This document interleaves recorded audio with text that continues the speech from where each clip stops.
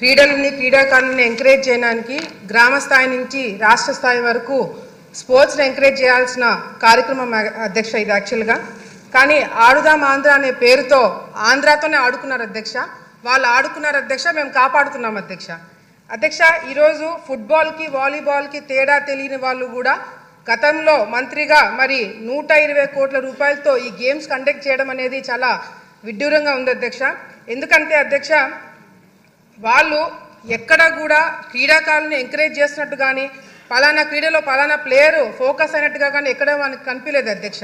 ఎంతసేపు వైసీపీకి సంబంధించిన మంత్రులు వాళ్ళే ఆడినారు అధ్యక్ష, వాళ్ళే కింద పడ్డారు అధ్యక్ష, వాళ్ళే డాన్స్లు వేసినారు అధ్యక్ష.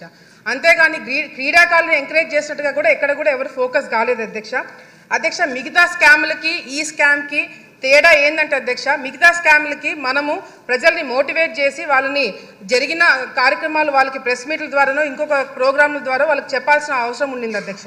కానీ ఈ ఆడుదాం ఆంధ్ర అనే ఒక స్కామ్ అధ్యక్ష కళ్ళ ముందర గ్రామ స్థాయి నుంచి రాష్ట్ర స్థాయి వరకు జిల్లా స్థాయి వరకు అందరూ కూడా గమనించిన స్కామ్ అధ్యక్ష ఇది. ఎందుకంటే క్రీడాకారులు ఆడడానికి ఇచ్చిన కిట్స్ అధ్యక్ష నాణ్యత లేదు అధ్యక్ష. ఫస్ట్ బాల్కే బ్యాట్ ఇరిగిపోయినాయి అధ్యక్ష. కిట్స్ మీద ఏదైతే పబ్లిసిటీ కోసం స్టిక్కర్లు పెట్టుకున్నారో దాని మీద ఫోకస్ పెట్టారే తప్ప క్రీడల మీద వీళ్ళు ఫోకస్ పెట్టలేకపోయినారు అధ్యక్ష. అంతేకాకుండా అధ్యక్ష, ఈ మెయిన్ కాన్సెప్ట్ వచ్చేసి సచివాలయం నుంచి గ్రామ స్థాయి నుంచి మండల స్థాయి నుంచి జిల్లా స్థాయి నుంచి రాష్ట్ర స్థాయి నుంచి గేమ్స్ కండక్ట్ చేసి ఆ గేమ్స్ ద్వారా వచ్చిన వాళ్ళకి food, transport, accommodation, kits, ground arrangements ఇవన్నీ కూడా చూసుకోవడానికి దాదాపుగా 120 కోట్ల రూపాయలు ఖర్చు పెట్టారు అధ్యక్ష. ఇందులో గేమ్స్ వచ్చేసి అధ్యక్ష kabaddi, kho kho, badminton, cricket, volleyball for men and women అధ్యక్ష. అధ్యక్ష, ఇక్కడ మిస్యూజ్మెంట్ ఆఫ్ ఫండ్స్ ఎక్కడ జరిగినాయంటే అధ్యక్ష, ఇప్పుడు మేము అడిగిన క్వశ్చన్లకు కూడా ఎక్కడైనా అవినీతి జరిగిందా దాని డీటెయిల్స్ అడిగినాం అధ్యక్ష. మంత్రి గారు కేవలం ఎక్కడెక్కడ ఖర్చు పెట్టారో దాని గురించి డీటెయిల్స్ ఇచ్చారే తప్ప ఎక్కడ అసలు అవినీతి జరిగిందా లేదనే క్లారిటీ కూడా మాకు ఇంకా ఇవ్వలేదు అధ్యక్ష.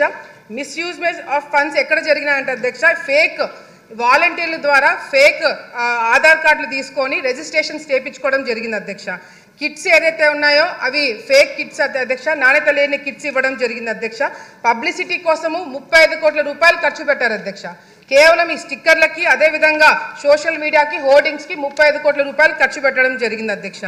విన్ అయిన వాళ్ళకి అధ్యక్ష, ఎవరైతే గెలిచారో first prize, second prize, third prize వాళ్ళకి డబ్బులు ఇస్తామని 12 కోట్ల రూపాయలు ఖర్చు పెట్టారని చెప్పారు అధ్యక్ష. వాళ్ళకి ఇంకా అకౌంట్లలో చాలా మందికి డబ్బులు పడలేదు అధ్యక్ష ఇంతవరకు కూడా.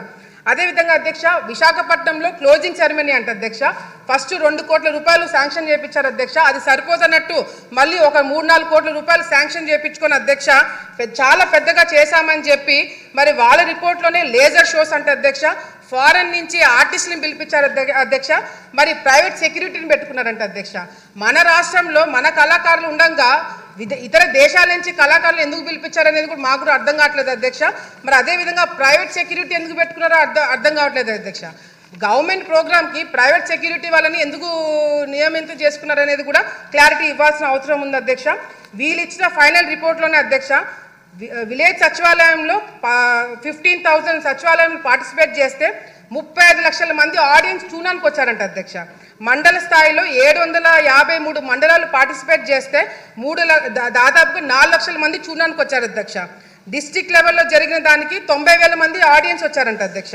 మరి విశాఖపట్నంలో అధ్యక్ష 35,000 మందితో ఆడియన్స్ తోటి ప్రోగ్రామ్ చేశారంట అధ్యక్ష. ఆ ప్రోగ్రామ్కి మాత్రం జగన్మోహన్ రెడ్డి గారు రాలేదు అధ్యక్ష.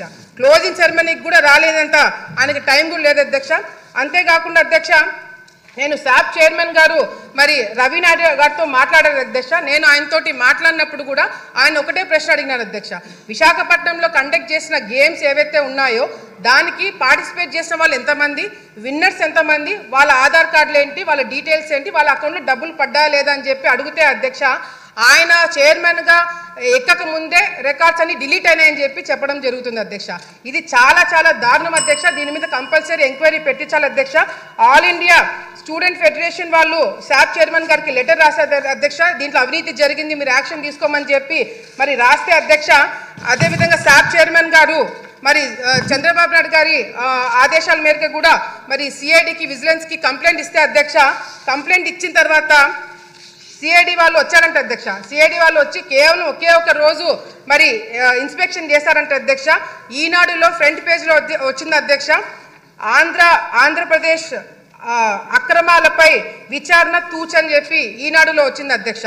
ఒక్కరోజు ఇన్వెస్టిగేషన్ నిజంగా జరిగిందా, అసలు సిఐడి వాళ్ళు ఈ కేసు టేకప్ చేస్తారా లేదని కూడా మరి మంత్రి గారు క్లారిటీ ఇవ్వాలి అధ్యక్ష. మెయిన్గా అధ్యక్ష ఈరోజు ముఖ్యంగా అధ్యక్ష ఇది 120 కోట్ల రూపాయలు స్కామ్ కాదు అధ్యక్ష.